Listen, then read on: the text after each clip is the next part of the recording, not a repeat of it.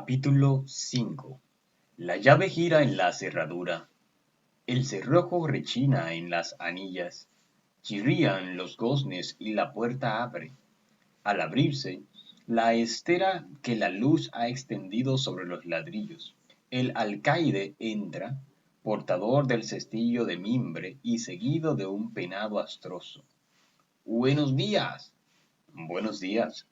El carcelero Barcino, rechoncho y vulgar, macizo, sesentón, con el manojo de llaves pendiente del cinto, avanza hacia la mesita. Antonio, por oír una voz humana, siquiera fuese la propia, interpela. ¿Quién lo trajo? El viejo.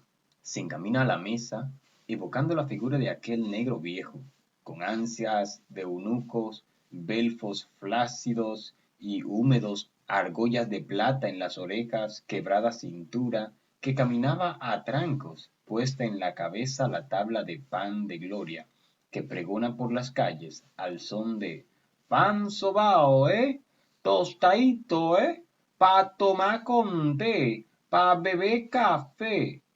Como en la casa no hay criados, él se presta a traerle las comidas, casi por caridad. La cestilla, desflecados los bordes y rotas las asas por el trajín, contiene el desayuno. Sin duda que el alcaide lo recibió a las 8 de la mañana y se lo sirve a las 10, después de un registro minucioso. El preso, habituado a tales penalidades, extrae la cafeterita de hoja de lata, un pan partido en dos, untado de mantequilla norteamericana y una arepa de maíz amarillo. Entre bocado y bocado, sorbe por el pico el café frío, mientras el penado carga en hombros el bache con las excreta que, agitándose, expanden sus pestilencias. El alcaide se balancea en el mecedor, tiene ganas de charlar, pero la altivez de Antonio le cohíbe. Siempre seco, nunca le da pie, masca callado con desgana visible, tras el último sorbo, empreso le recomienda. Mande decir a casa que me envíen ropa limpia y libros. El alcalde recoge la cesta y de un tirón cierra la puerta haciendo sonar con fuerza el cerrojo y la llave. Supino sobre el catre, Antonio ensarta de nuevo el hilo de sus recuerdos. Cuando el 1 de septiembre volvió al colegio, cambió de clase. Sus compañeros fueron entonces jóvenes que le superaban en más de 3 años. Él era el único que vestía aún calzones, y por cierto que, encogida la tela por las continuas lavadas, se le engarabitaban por encima de las rótulas, sin que a su vez la chupa bajara más allá de la rabadilla, obstinada en durar sin estirarse a la par que el dueño. Dos simientes trajo en el espíritu, las cuales, al fermentar, le habían de distraer de los estudios. Las pasiones políticas hervorosas en cuyo ambiente respiró durante las vacaciones y que continuarían entrando en ráfagas por las ventanas, y la imagen de una muchachita, hermana de uno de los condiscípulos, entrevista en el patio en las visitas de los sábados y a la cual había hecho plantón al sol y bajo la lluvia en la esquina, y escrito cartitas que arrojaba al balcón cuando estaba sola. En ambos frutos en agraz mordió con ganas, y sus jugos acidulados le producían sensaciones perturbadoras. Comenzó de nuevo el desfile interminable de los días. Las noticias se reflejaban en las caras de los externos, que repetían lo oído en sus casas, y así adobadas por los intereses de cada bando, difundíanse por aulas y claustros las alternativas de la guerra hasta que se supo que Moya y Monción habían traspuesto la frontera.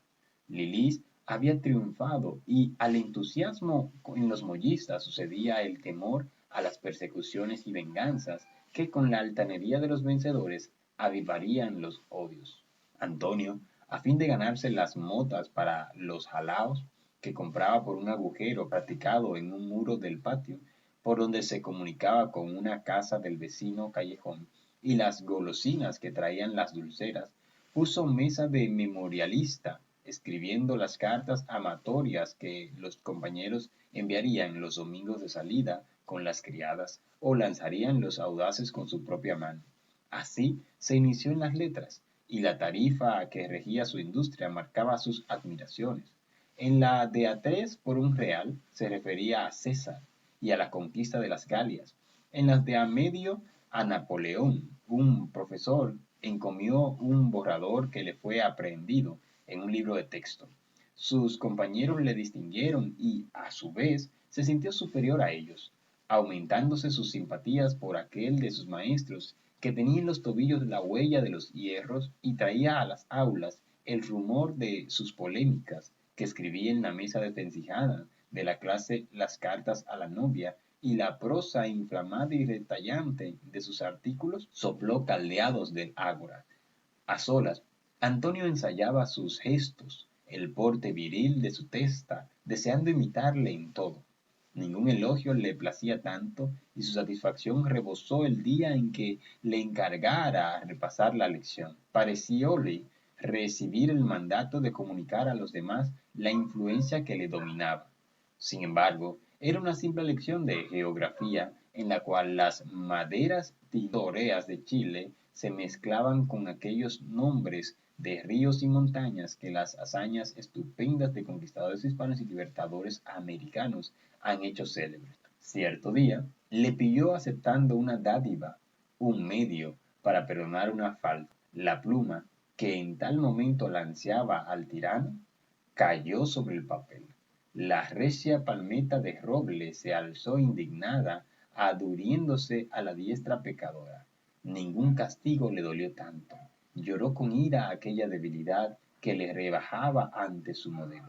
Entre los profesores se contaban un extranjero libre pensador, tenaz, laborioso, que en extraño contraste, siendo probo, caía en servilismo político nada grato. Jamás tuvo la simpatía de sus discípulos, a pesar de la largueza con que les repartía en premios, libros y dinero, y de que nunca les pegó. Y otro, nutrido de ciencia, timbre del planter del cual procedía, un tanto indiferente a la inquietud de aquellas adolescencias, que seguía las explicaciones dibujando a la pluma y si las truhanerías les sobornaban, les echaba. Además, por las aulas pasaban de tiempo en tiempo figuras errantes de proscritos o traídas por el oleaje de la vida, a los que el espíritu filantrópico del padre Villini acogía. Dos no olvida Antonio: el venezolano Miguel Pardo, cuando hacía sus primeras armas con la pluma, el recuento de cuyas campañas periodísticas y duelos les distraía en la asignatura de lectura razonada que regentó, y un inglés alto, de fluvial barba blanca, pulcro, las manos finas, y que decía descender de los Courtenay de las cruzadas, y profesaba las de francés y astronomía en mal castellano. Tales aves de paso arrojaban una semilla al azar o dibujaban en sus memorias perfiles que al discurrir de los días les hacían reír o añorar. Antonio cumplió los 16 años, se creía un hombre y reñía con los profesores y hasta con el mismísimo don Marcelino se atrevió colgándosele de las barbas. El prefecto no les inspiraba ya temor. La tos rompíale el pecho cavernoso, sacudíale y los chicos, con el ardimiento de la sangre nueva y sana, alzaban el puño. Transcurrió un año más. La reclusión pesábale. En las noches se escapaba con dos o tres de los mayores para asistir a las zarzuelas que en el Teatro de la Republicana se presentaban, o recorrer los barrios en busca de sancochos, en la época en que se celebran las fiestas consagradas a los patrones, y arriesgábanse de cuando en cuando por el de las meretrices. Tascaba el freno. Las lecturas en la quietud del patio excitaban sus ansias. No le bastaba vaguear, quería realizar, e impaciente medía el lapso que le separaba del fin del curso, de cuyos exámenes saldría armado caballero de la ciencia con su título de bachiller. ¿Cómo se pondrían la madrecita que en el pueblo riente mueve y mueve la paila de dulce de leche? Y la novia, pues había sido correspondido por vez primera, y por intermedio del hermanito de ella recibía cartitas que le sabían a almíbar. El carnaval de ese año señala un hito en su existencia, deslumbrándole primero con su lujo e hiriéndole luego hasta provocar su indignación. Eran los días del empréstito. Aquello no se había visto jamás. Los diablos cojuelos de toscas caretas, cencerros, puercas, vejigas, descalzos, sustituidos por pandillas organizadas por jóvenes. Antonio formó en una de ellas. Todos los diablos del mismo color, rojos o negros, lucían carátulas finas, profusión de cascabeles y campanillas, y racimos de grandes vejigas de vaca, bien infladas y hasta limpias. La vieja roba la gallina que enantes recorría las calles con un macuto lleno de maíz en el brazo izquierdo y una escoba enastada en la diestra, seguía de vagabundos que volteaban en cada esquina al grito de ¡roba la gallina! ¡Palo con ella! ¡Ti, ti, ti! ¡Manatí! Huía desalojada de sus dominios por los comparsas de los indios emplumados y relucientes de cuentas que en torno de un mastil encintado, enhiesto en las bocacalles, trenzan danzas por las que remendan a los negros minas, que en las Pascuas del Espíritu Santo venían desde su aldea fluminense de San Lorenzo a bailar sus tangos africanos, al son de los cañutos, compuesta de parejas distinguidas que sobre tallos de caña brava bailaban con elegancia. Las mojigangas barrocas de vecinos de los solares del Almirante y Aguacate, oriundos de Curazao, que acompañándose de acordeón y guira vociferaban hasta altas horas de la noche. Rum bam bam, mi caballero, rum bam bam, por ti me muero.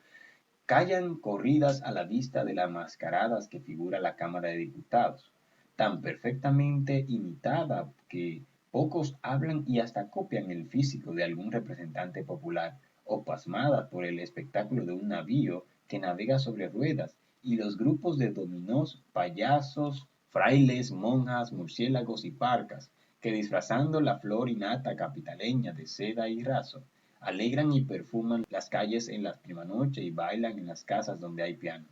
Los engalanados coches de plaza y los particulares en las tardes del domingo, lunes y martes conducen al presidente, a los notables de la política y del comercio, quienes derraman sobre las mujeres sentadas en las aceras o asomadas a balcones y ventanas copia de rosas, arroz pintado, confites, pomos de esencia, ovillos de hilo, objetos de fantasía, muñeco y en el ardor del combate, cuando en las tiendas hay que pueda servir de proyectil más o menos galante. La locura carnavalesca, alimentada por las libras esterlinas del banquero holandés, agitaba las manos de los privilegiados que al sol primaveral encadenaban la autonomía financiera de la República.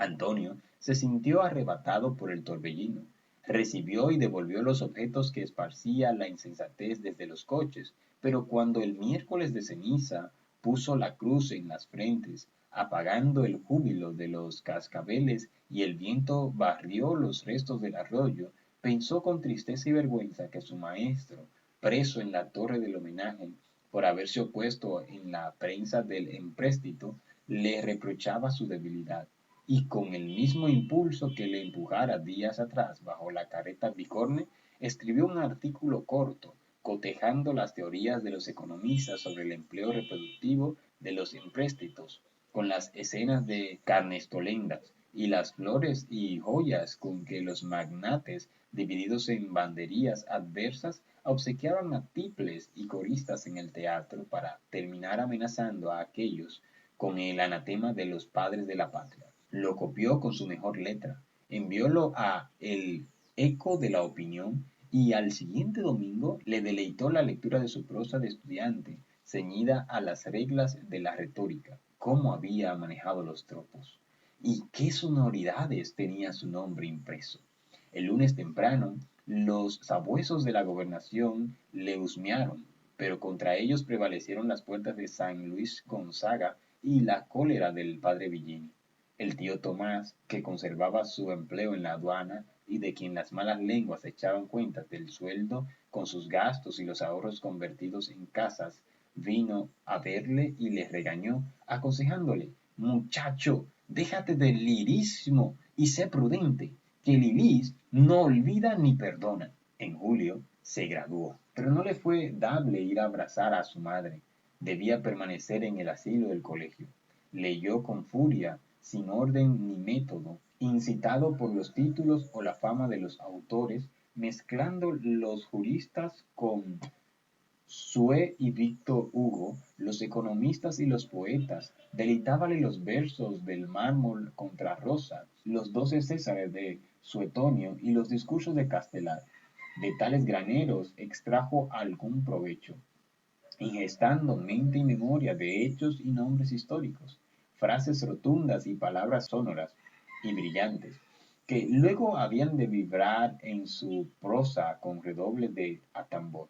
Después ingresó en el profesorado sin vocación, como medio de vida, hasta la tarde de un domingo en que, a la salida del circo de toros, tensos aún los nervios por los lances de las corridas, un oficial de la policía le puso la mano en el hombro a la voz de Venga conmigo, de orden del gobernador. Lilis tiene en verdad excelente memoria. Ese día y en el mismo sitio se hicieron numerosos presos. Decíase que Moya y los expulsos se movían. Desde entonces, cuántas veces había entrado por la puerta monumental de la fortaleza, ascendiendo las gradas de piedra de la torre. Unas por sus escritos, otras por conspiraciones o porque acaecían levantamientos en el Cibao. Su nombre figuraba en las listas de la gobernación y, cierta vez, se le inculpó, conjuntamente con otros correligionarios, del incendio de la cocina de un bohío de San Carlos. Había habitado todos los calabozos de la torre. Este, el de Peinado, donde Báez mantuvo durante 6 años al general Jacinto Peinado, el de Aljibe, húmedo, casi subterráneo, el del Pañuelo, que tiene la forma de un pañuelo esquinado, la capilla, con su ventanillo que permite robar al celo de los carceleros el espectáculo de unos metros de calle, el de Colón, donde se dice, sin ser cierto, que fue encerrado el descubridor por Bobadilla, el del Profeta, ¡qué horror! Entre estos muros siniestros, en este ambiente mefítico, había vivido lo florido de su juventud, enterrando sueños de gloria y de amor.